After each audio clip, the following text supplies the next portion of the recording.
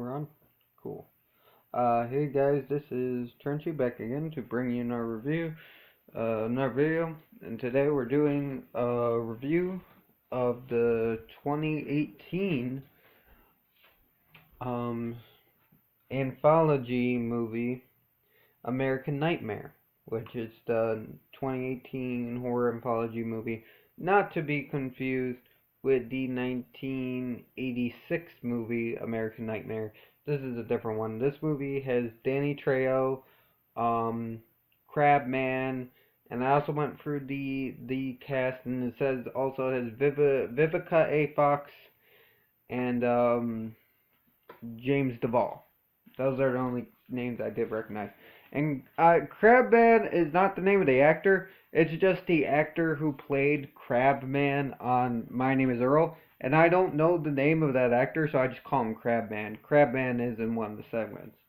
And what this is about is pretty much we have a wraparound story of these hackers hacking into women's computers, taking screenshotting and recording videos of them in vicarious situations, with their boobs out and stuff, and pretty much blackmailing them into sending them money.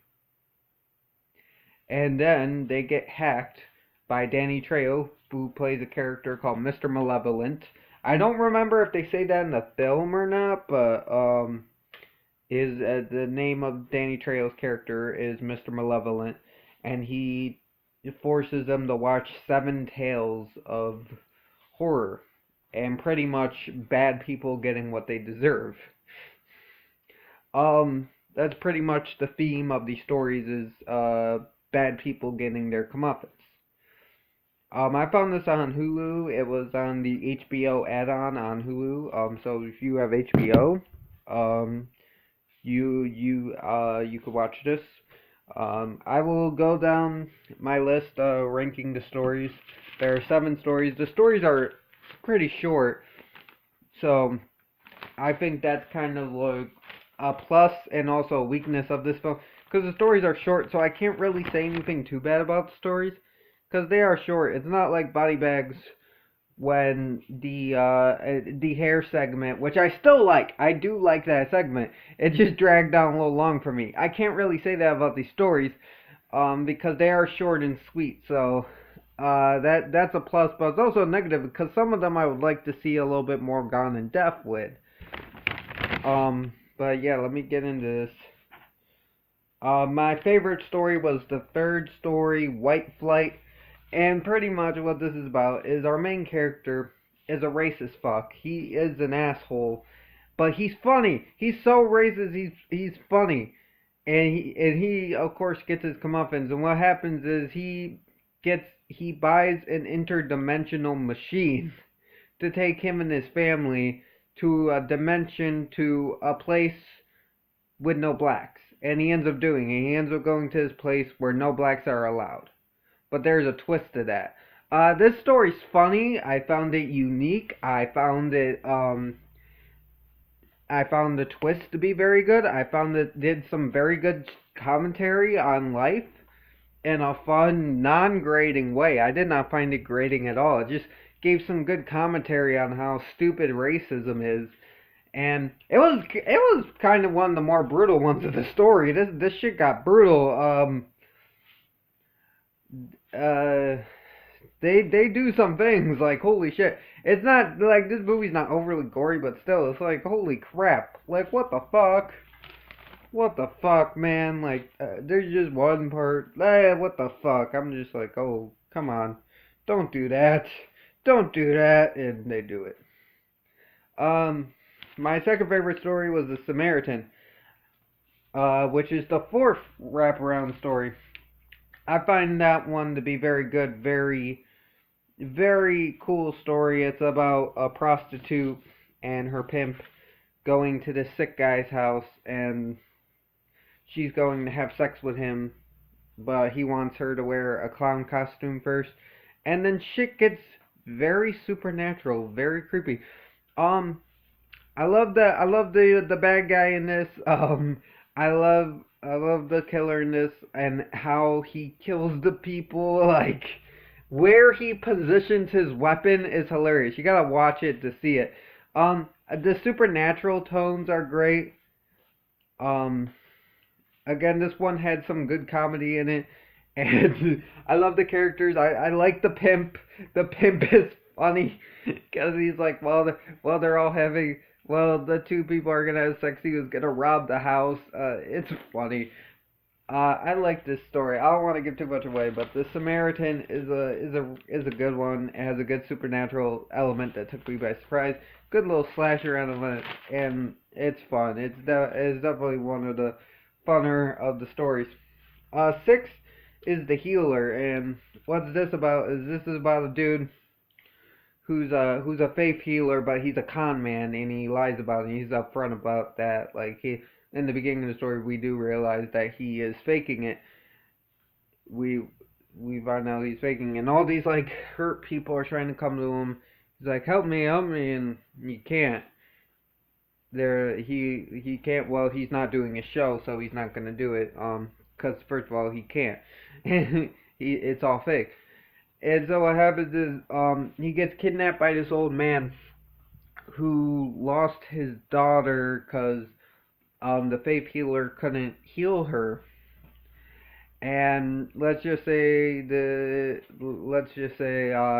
escalates from there, and our healer gets his comeuppance in a great way. It's very, very brilliant what happens. I really like that. You can kind of see it coming, but still, I enjoy it.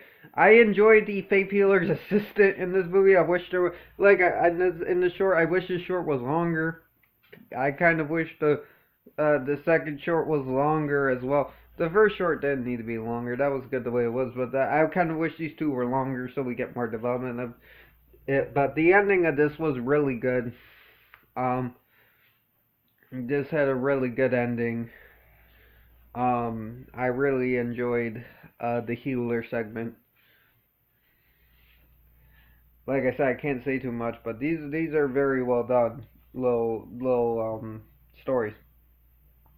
Number 4 on my list is and that was the sixth story. And number 4 on my list is The Prosecutor, which is the second story. Very much what that is about. This is the one starring Crabman. And what happens is, Crabman is accused of killing his wife, and he is sentenced to death row. Meanwhile, this guy who's running for mayor, this very well GPA, this guy that like put him away and stuff, this very well attorney or whatever you call him, it turns out that he was just throwing innocent people away to make him look good, even though he knew that person didn't do it. So Crabman got blamed for killing his family when Crabman didn't even do it. And this guy gets his comeuppance. This guy gets what's coming to him. I thought this was a very fun story. Very cliche, but very fun. Very brutal story as well. Very chilling. I think this is one of the more chilling stories out of them all. You really feel bad for Crabman because you don't want Crabman to get executed, and that's not his name in the story. My name is Earl, guys. I love My Name is Earl, so I'm gonna call him Crabman. And you don't want Crabman to get executed. It's fucking Crabman, and it's just good how the story plays out, and I liked it. I like this one, and the dude's such an asshole. The guy that put Crabman away is such an asshole. You want to see him fall, and he does, and he falls hard. He falls hard.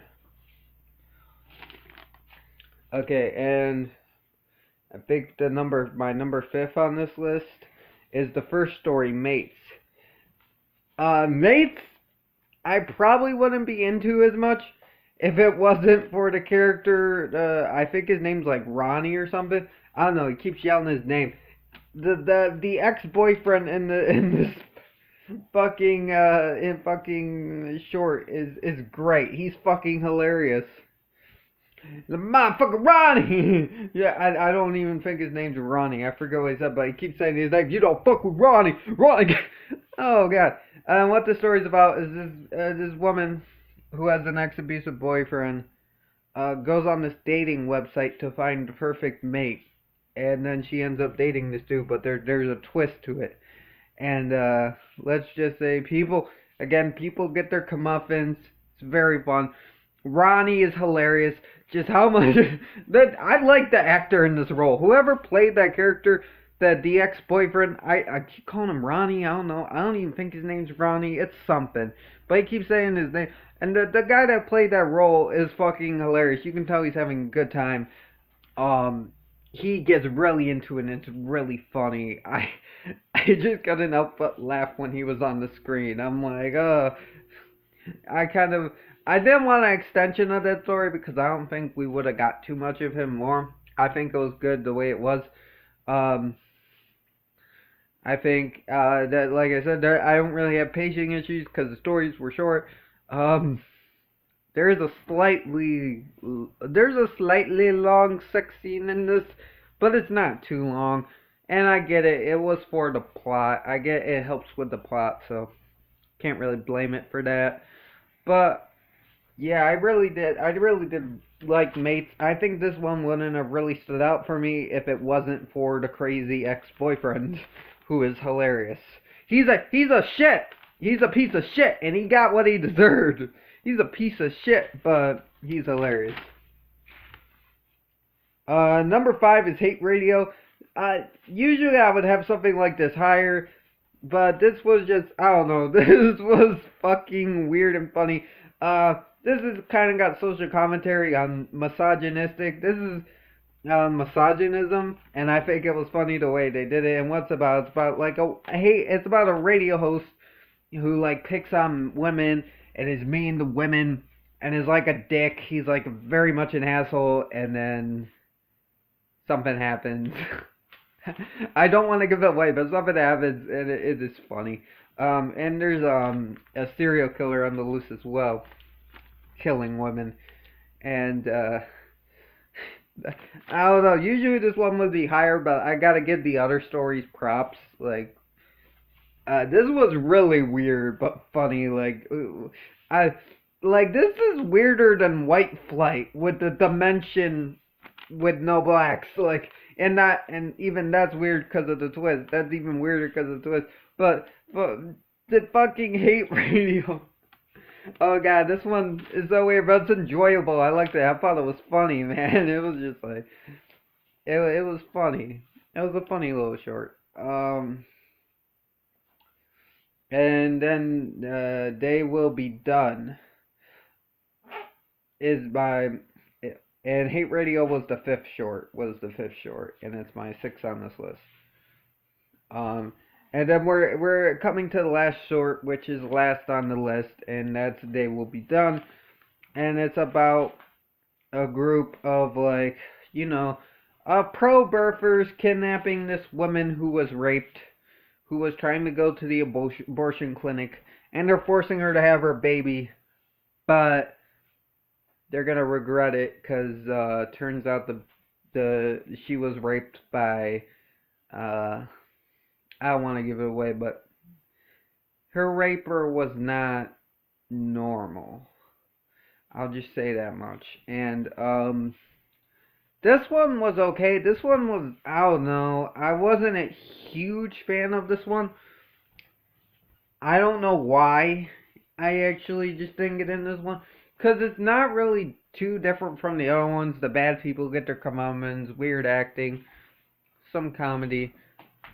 I don't get why exactly I didn't enjoy this one. I just didn't really get into this one. And the story's fine, and I get what it's doing, but I don't know. And I did feel sympathy for the girl. I did feel sympathy for the girl that was kidnapped. I wanted her to escape. I wanted her to get that thing out of her. I really felt bad for this young woman who really didn't deserve this. But I don't know. I really didn't like our kidnappers. I think they could have been done better. Like the other villains in this story were great and memorable, and then there's these guys who just aren't. really memorable to me. Maybe this would have benefited from a longer storyline, but even then, I think it would just be kind of boring. So, I don't know. But, it's a decent story. I don't think it brings down the anthology. And the thing is, like I said, it's short, so I can't really say too many cons. But yeah. So, and then we have the wraparound story, which has a fun little ending to it where our two little hackers learn some shit. This movie was supposed to be called Mr. Malevolent, which is Danny Trejo's character's name. I think it should have rolled with that, and because there is another movie called American Nightmare, and I'm pretty sure there's a couple of movies called American Nightmare, but there's one in the 80s called American Nightmare. And I think this Mr. Malevolent would have gave this movie its own persona. But at the same time, I don't even remember them saying what Danny Trejo's character's name was. Maybe they did. I don't know. But yeah, so maybe it's good they just stuck with American Nightmare instead of Mr. Malevolent. So people, why is it called Mr. Malevolent? Well, it's Danny Trejo's character, so I don't know. I think it would have been a cool name though. You don't really see too many movies called Mr. Malevolent. Um, I don't really hope for a sequel on this because here are my thoughts about this. I give this movie a solid 5. I give this movie a 5. It's average. It's average. It's a decent anthology series. I say don't go out of your way to watch it, but if it's on, check it out. Like it's not. I don't think you'll waste your life with this. It's not horrible. It's decent. I say it's a 5, maybe a 4, maybe slightly below average. Yeah, I'll give it a 4. It's an okay film. It's an okay film. I enjoyed some of the stories. I thought some of the stories were fun. I enjoyed like mostly, pretty much almost all the stories besides the last one. So I I think it had a good good flow with it. Um, so yeah, later today I should be premiering. I don't know if I'll make it to the premiere, but I should be premiering American Psycho review. I know, 2 American movies in the same day. I do want to get that out and get that shot for you guys. And hopefully there will be some more horror movies coming this month. I want to try to get like House of Thousand Corpses, Devil's Rejects, and Three from Hell out there as well. Uh, I do want to do some reviews for that. So, but yeah, I hope you guys have a good day. Stay frosty. This is Trenchy signing off. Beep bop boop.